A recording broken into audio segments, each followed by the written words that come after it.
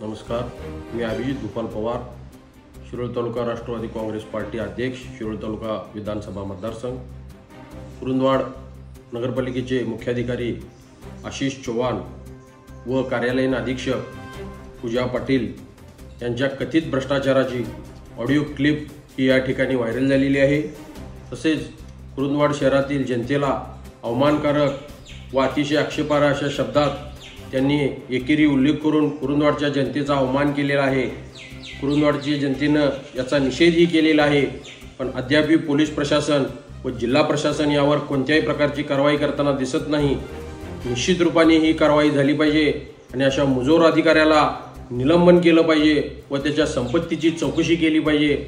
त्याचबरोबर त्या ऑडिओ क्लिपमध्ये जे कोण कंत्राटदार दोषी असतील त्या सर्व कंत्राटदारांना काळ्या यादीत टाकलं पाहिजे, त्यांच्यावर सुद्धा कारवाई झाली पाहिजे, अशी मागणी आम्ही राष्ट्रवादी काँग्रेस पक्षामार्फत करत आहोत। लवकरच जर ही कारवाई नाही झाली तर उद्याच्या काळात हे आंदोलन तीव्र होईल आणि होणाऱ्या परिणामांना या ठिकाणी शासन जबाबदार असेल, असे या निमित्ताने सांगतो।